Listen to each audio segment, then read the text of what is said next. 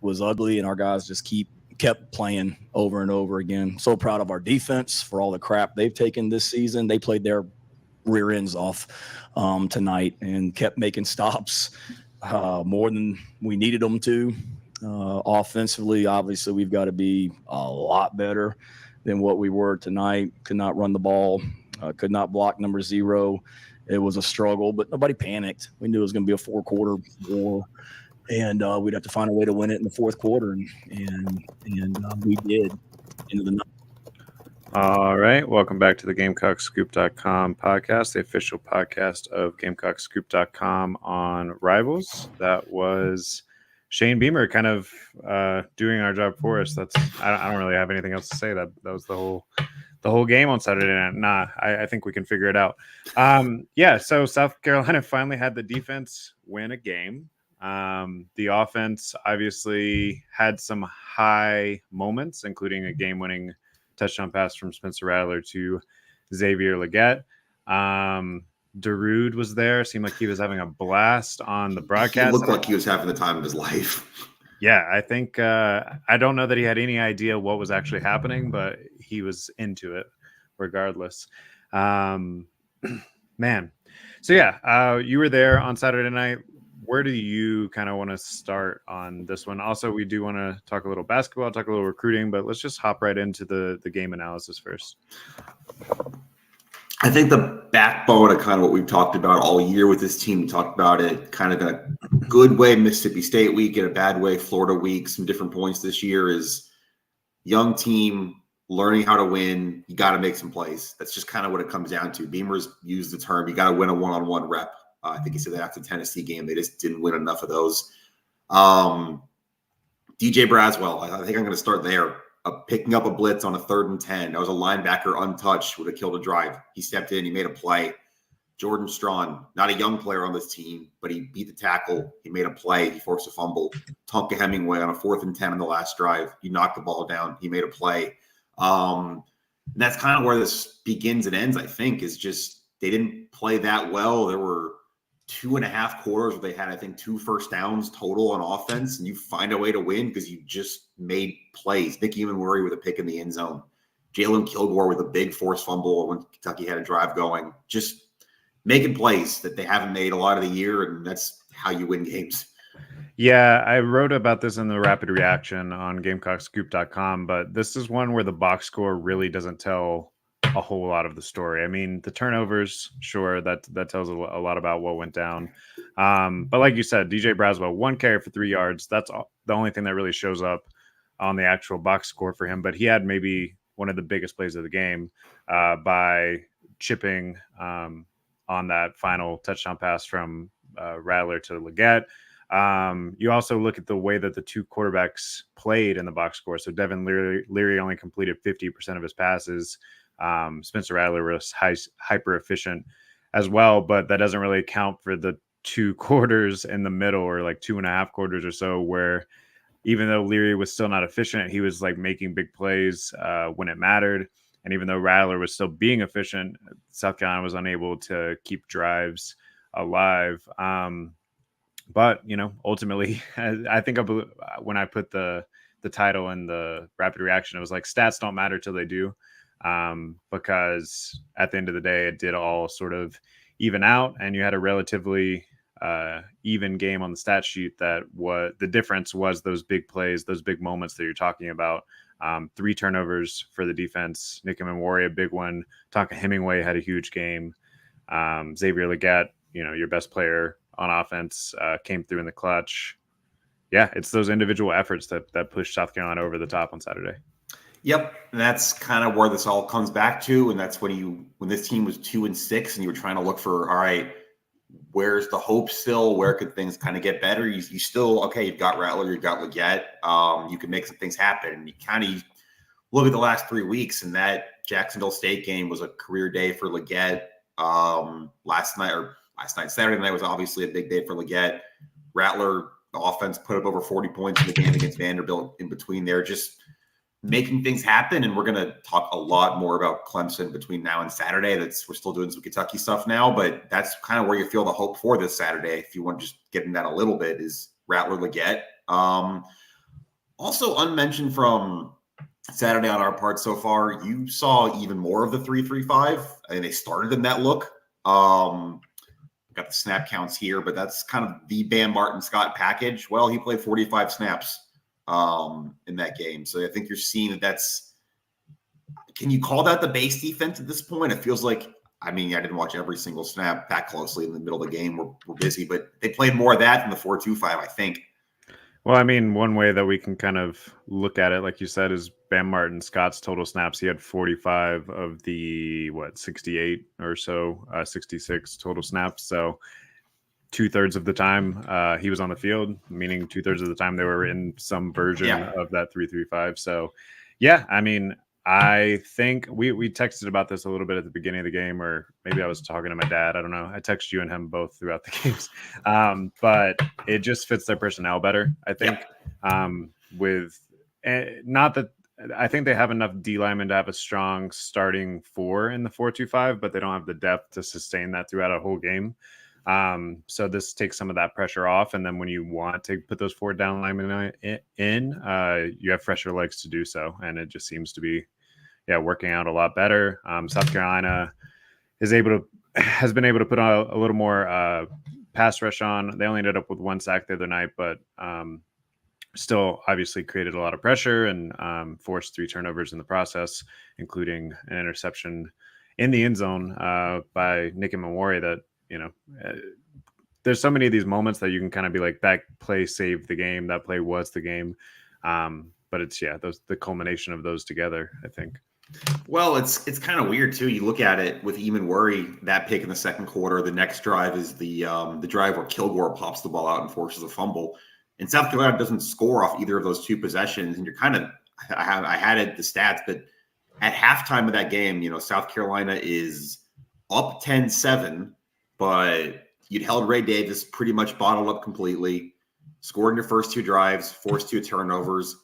Devin Leary didn't complete a pass the whole first quarter, and you're only up 3 points after all that.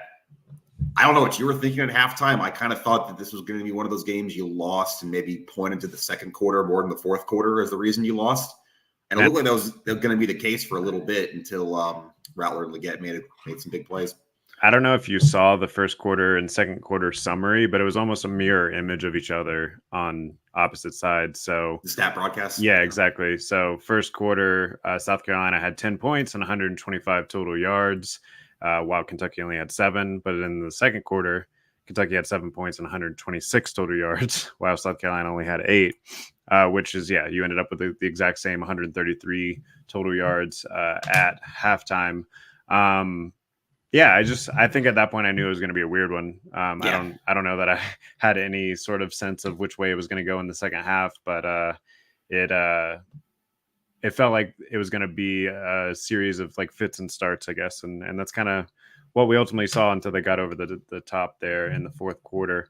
I do think something needs some credit goes to the crowd. That was a pretty raucous environment on Saturday night. I've seen some videos and heard some feedback that it was one of the loudest environments of the Shane Beamer era. Shane Beamer himself said that was the loudest environment he'd ever been in, and that they were having a hard time hearing over the headsets and stuff. So I do think that ended up playing a big factor in those 3 turnovers and how well the defense played. And you're going to need that again next Saturday. Well, and that's another thing too. The big plays, the big moments, you kind of come back, you think about it more. What was it like 3? I know they didn't end up closing it, but in Kentucky got 2 more drives after this, but 3 minutes to go. Kentucky's in 4th and 10. They have the offense on the field lining up to go for it. Delay a game, cockpits going ballistic, all of that. Now it's 4th and 15 and Stoops bring the punting unit out. That's true. They didn't end up icing it on that next drive because Kentucky pinned the punt down at the 1 and South Carolina went 3 and out. But the crowd bought them a chance to end that game on offense pretty much because Kentucky was going to go for that 4th down before the extra 5 yards. And then not crowd related, but another play that I just thought about. So Omega Blake gets the blindside block. You are back to 2nd and 27 now, down 14-10, barely in field goal range still.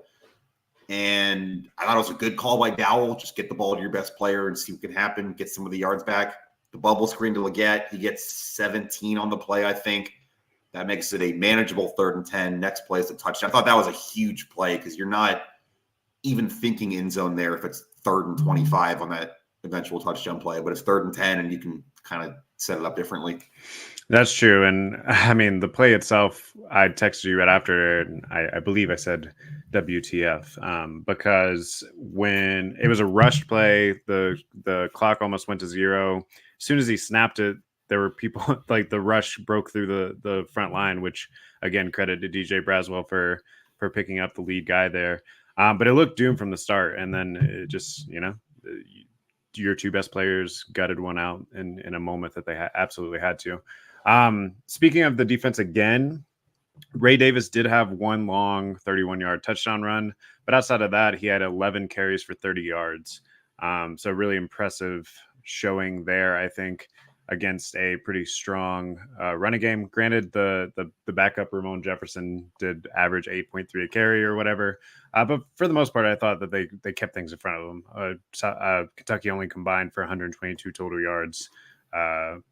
That's a win against a team that's this good at running the ball. And on a night when Devin Leary is only throwing the ball or throwing for 50% completion percentage, which is why they only scored 14 points. I think if you had offered that before the game to South Carolina fans, they would have taken it. I think if you offered that before next week's game and say this Clemson will finish with 122 rushing yards total and only 1 rushing score, you probably take that.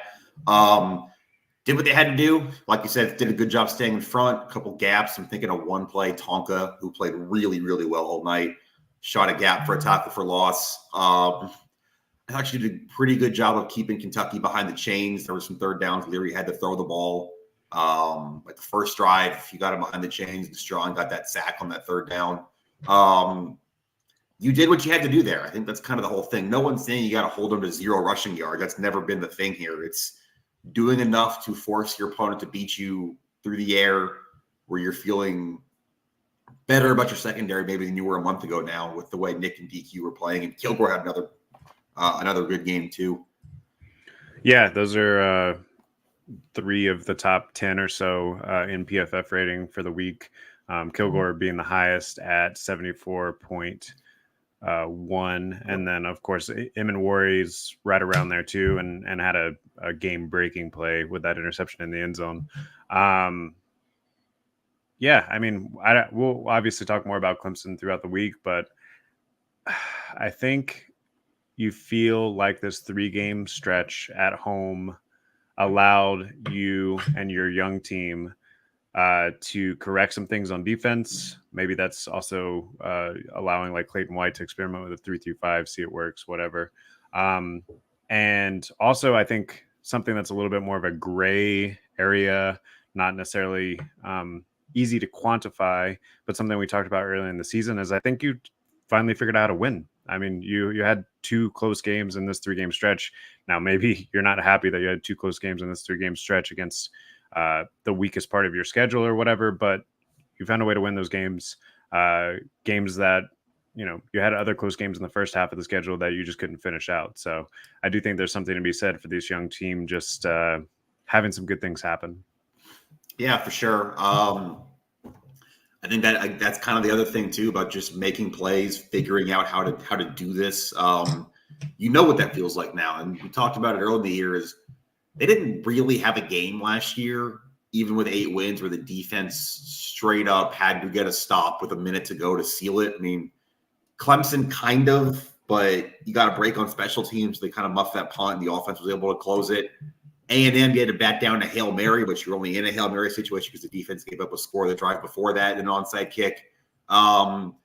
We haven't really seen a straight-up defense has to make a play or you lose. And now that's happened twice in 3 weeks, and Stone Blanton got the pick against Jacksonville State.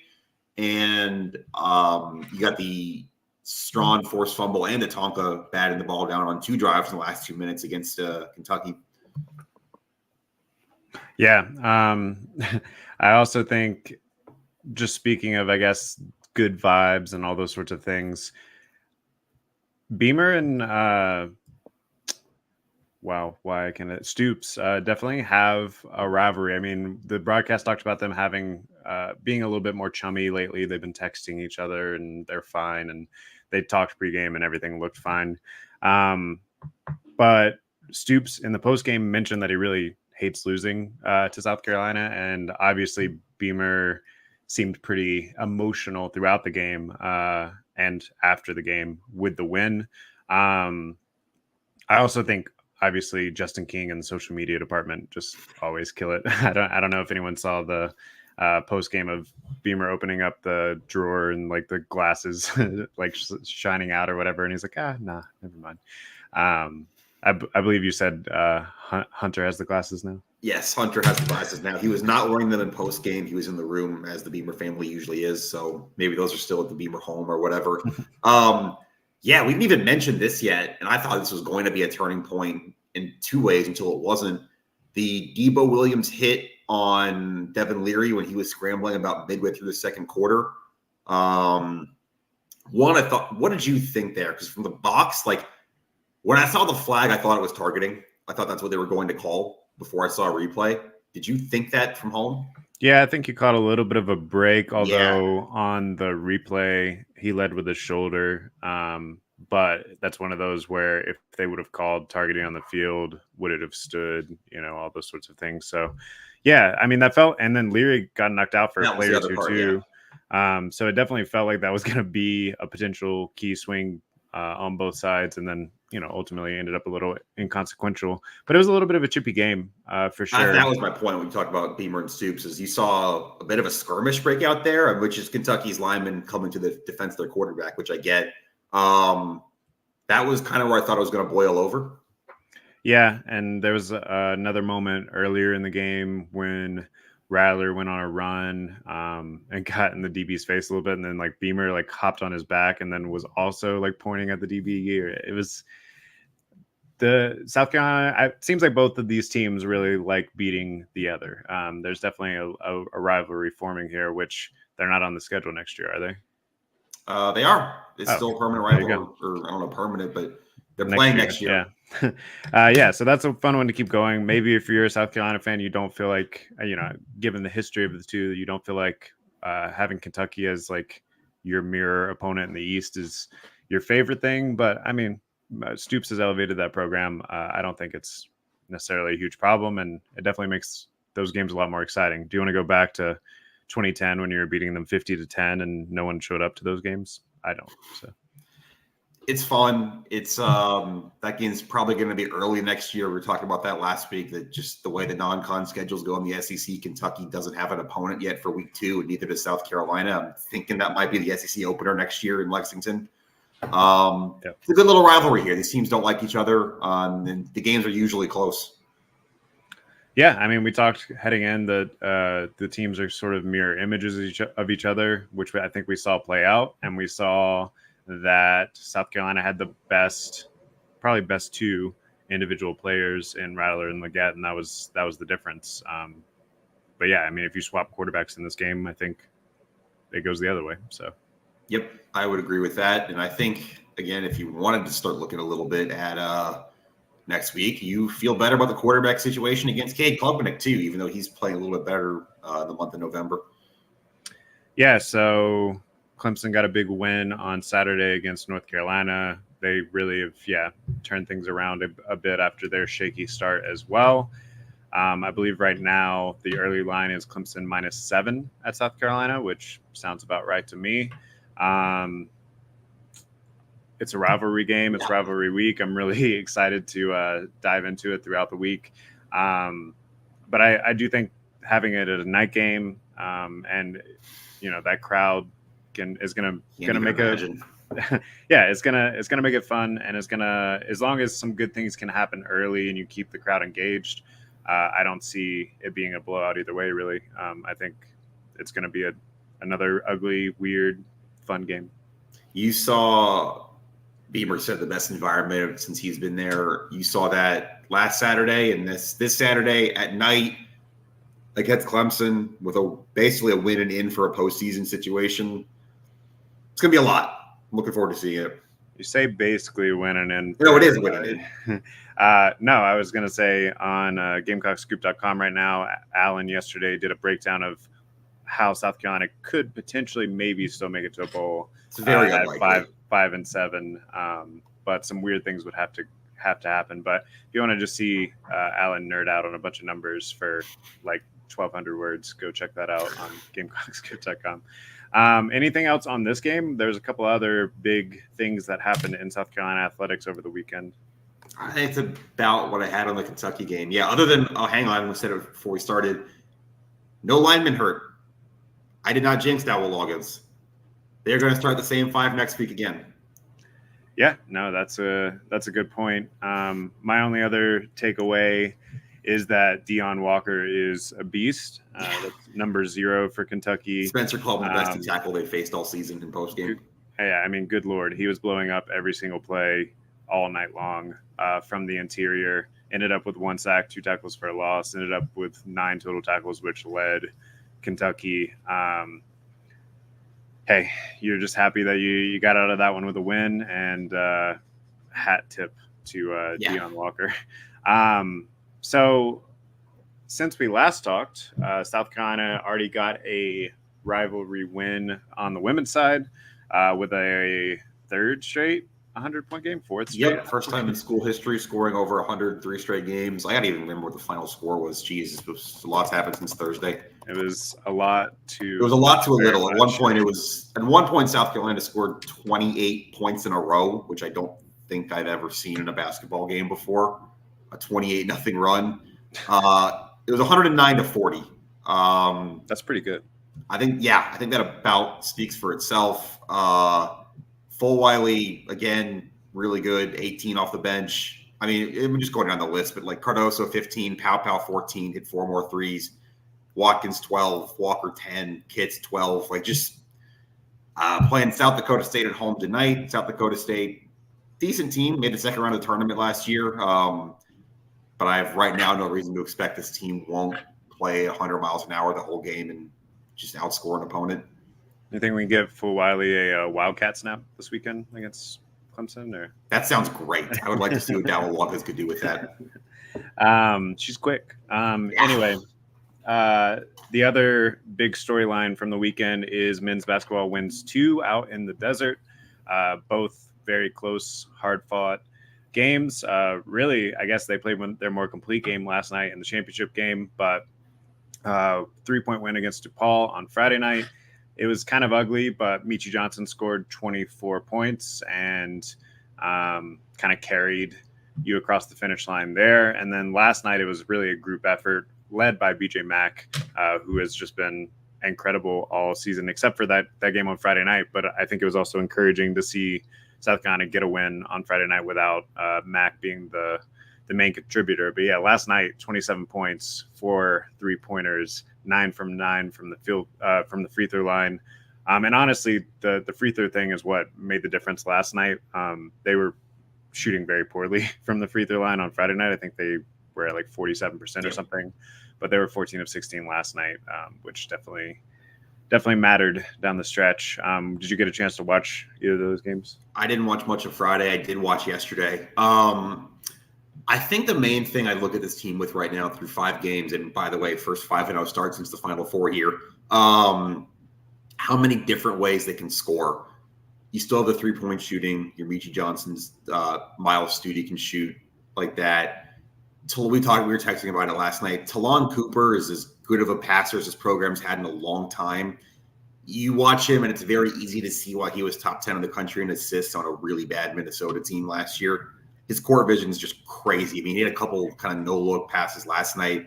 So you can score that way.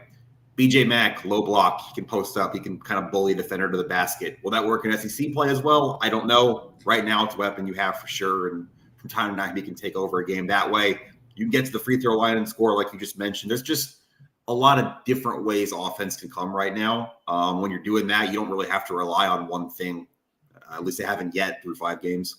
Yeah, and last year, pretty much if Michi or Gigi didn't score 25 points, you probably weren't winning the game. And this year, it feels like it's a little bit more spread out. Like you said, all 3 transfers. Well, there was more than 3, but the three primary ones. BJ Mack has been South Carolina's best player throughout the first 5 games of the season thus far. Miles Studi, I keep hearing the broadcast say it as Studi, so maybe it is. But anyway, he has been pretty consistent from behind the arc. And then I texted you last night that Cooper's the one that makes the whole thing work. Mm-hmm. It's maybe not him necessarily, although he's incredible with his vision, like you said. But I think South Carolina as a team is just playing so much better together than they were last year. And they have so much better sense of where each other is on the floor. They're being very selective with their shots, like perhaps even too selective at times. There were times where they went cold and they weren't even necessarily taking a ton of shots because they ended up hyper efficient from their percentage standpoint last night. Even in those dry spells, it wasn't like they were just chucking up a bunch of shots and missing them. Right. But yeah, they're finding open shots and then knocking them down, and that's working. It seems like they're playing the style of ball that Paris kind of set out to when he got here. Yeah, and that's what you kind of see too with the transfers. It's early, but these transfers look like they fit. It looks like it works. We've mentioned Mack, we've mentioned Cooper, we've mentioned Studi. Like Stephen Clark's still starting and has gotten off to a little bit of a slow start, but you can kind of see what he does. He honestly played pretty good defense last night. Yeah, that's what I mean. Defense. You can see the idea, and you can see the idea starting to work, I think is what I would say right now, coming out of those 2 wins out west. Yeah, and I know maybe not many people know who Grand Canyon is. That doesn't seem like a big name, but that's a solid win. They were 73 in the KenPom. They were a couple years ago. Yeah, they were favored last night. They were 4.5-point favorites going into the game. That's South Carolina's second win as an underdog this season between Virginia Tech and them. We got another big test coming up on the 28th. So next Tuesday at home against Notre Dame. 5-0 start. There should be a lot of people at Colonial Life Arena. That should be a fun one. You get a week to kind of reset here, to breathe. No game scheduled at Thanksgiving week. And then it's, that ACC SEC challenge game. And you've got 2 home games that week, Notre Dame and George Washington. Not saying easy. Notre Dame's a Power 5 opponent. George Washington beat you last year at the other end of the home, but 2 games at home against teams you're above in KenPom, and you could be 7-0 going to Clemson, which is the next game after George Washington. And Hip Hop Madness on YouTube with a comment. By the way, if you guys comment, we'll definitely throw it up on the screen or engage with it. But yo, guys, what's up? Great win Saturday. Our men's basketball team looking amazing. Light and day different. I agree. I mean, maybe you don't have a future first round, lottery pick or whatever like you did with Gigi Jackson, but the team itself is so much more balanced this year. And I don't know what the total upside is, but you won 11 games last year, already halfway there. Yep. Good start. Yeah. And I'm starting to think about it again. I said that Clemson game, you're still undefeated. Clemson's still undefeated. That could be a really, really big game, even just beyond the rivalry here coming up in about 2 weeks. A couple of other notes from the weekend from a recruiting standpoint. Quashid Scott, he projects to be a cornerback. He is actually a Kentucky commit, but he was on campus this past weekend. South Carolina is looking to flip him.